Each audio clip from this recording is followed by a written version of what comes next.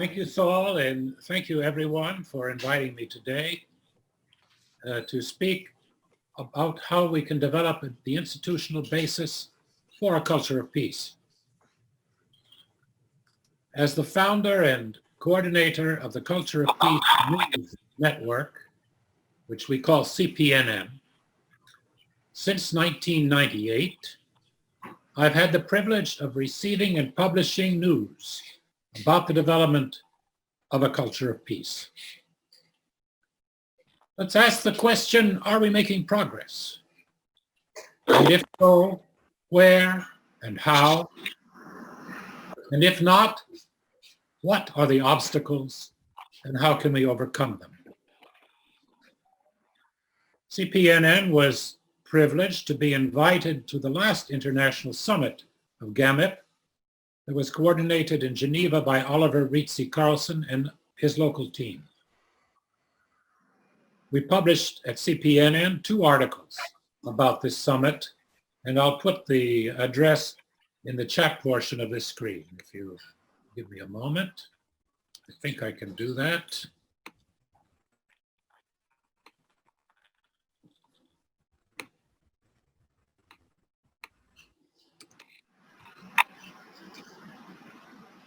There you are, okay. It seemed at that summit in 2013 that we were making some progress.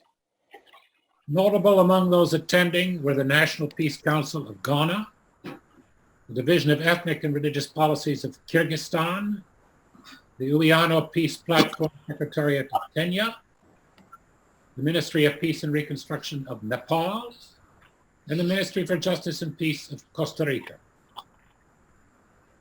National peace ministries had also reportedly been formed in the Solomon Islands and Papua New Guinea. In recent years at CPN, we published many articles on the topic, how can we develop the institutional framework for a culture of peace? These articles have concerned, hello, Jose, good to see you.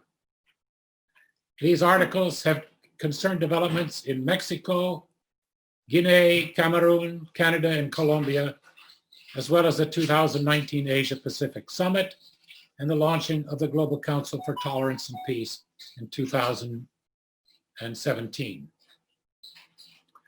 There was an article in CPNN by Saul Arbes and David Wick of GAMIP in 2019, citing developments in the United States, Canada, Ghana, Kenya, and Ethiopia, as well as national ministries mentioned above. In another CPN article, Ann Creter reported on the workshop of departments and infrastructures for peace at the World Beyond War Conference in Toronto, Canada in 2018. Yes, there is some progress, but it is mostly confined to the small countries. There is little or no progress in the powerful countries that dominate international institutions. For example, for many years now, there have been attempts to establish a Department of Peace at the cabinet level in the United States government. In the 1980s, my friend Paul Kimmel worked with the National Peace Academy campaign on legislation that established the U.S. Institute for Peace. However, it was only possible to get a congressional vote to establish the Institute when it was attached to the bill authorizing the budget for the Department of Defense for 1984. When the board of directors of USIP was appointed by the Reagan administration, much of the governance of the USIP was granted to the US military establishment and its affiliates. Hence, after the US invasion of Afghanistan in 2001, when Barbara Wien held a press conference to denounce the invasion, she was forced to resign from the Institute.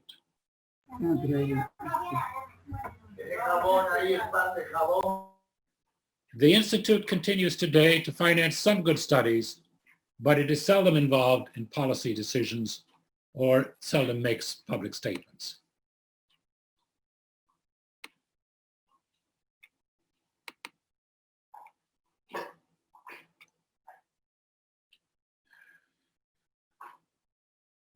The greatest advance at this point would be if the United Nations could become the infrastructure for peace, living up to its goals written in the Charter to save succeeding generations from the scourge of war. Indeed, the United Nations is capable of promoting a culture of peace. We showed that during the 1990s, when I was at UNESCO, working under the Director General Federico Mayor. We were able to initiate. Hello, we have somebody else mute. Can you mute?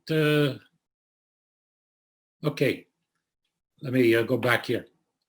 At UNESCO in the 1990s, we initiated culture of peace programs at a national level in El Salvador and Mozambique that brought together the opposing sides of the civil wars in those countries so that they would work together for projects in education, science, culture, and communication. In one case, the project was funded by one of the major donors to the UN, Germany, and in that case, the program was successful. However, the major powers pointedly refused to fund the other projects. And despite the efforts of UNESCO and our partners on the ground, the culture of peace programs could not be sustained. By mobilizing the networks of the United Nations, the International Year for the Culture of Peace during the year 2000 was able to mobilize 75 million people, 1% of planet Earth, to begin developing a culture of peace in their communities. The success of the International Year was due to the leadership of Federico Mayor at UNESCO, who maintained independence from the pressures of the powerful states. But once he retired, the mobilization for a culture of peace was deliberately ended by the powerful member states of the United Nations. When I left UNESCO in 2001, I tried to understand why the programs were not supported. I researched and wrote a history of the culture of war, which is available on my website, and came to the conclusion that over the course of history, the nation state has come to monopolize the culture of war. There is no doubt about it. The main obstacle to institutionalizing the culture of peace is the nation state. Its priority is the culture of war, and there is no indication that this will change. Therefore, to achieve a culture of peace, we need a United Nations that is based directly on the people and not on member states. With this in mind, I suggest that the Global Alliance could best turn its attention in the coming years to the establishment of an alternative Security Council of Mayors that would regularly issue press releases stating how they would vote on issues facing the actual UN Security Council.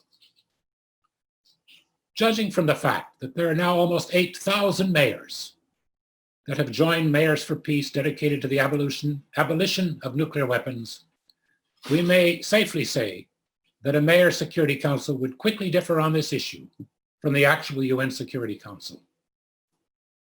And probably they would differ also on the issue of addressing the global climate crisis. A Mayor's Security Council could launch a global movement for radical reform of the United Nations to transform it into an institution for the culture of peace. It would raise the hope that another world is possible.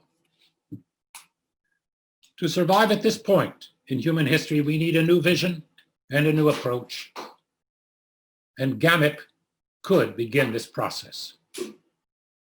Thank you for your attention.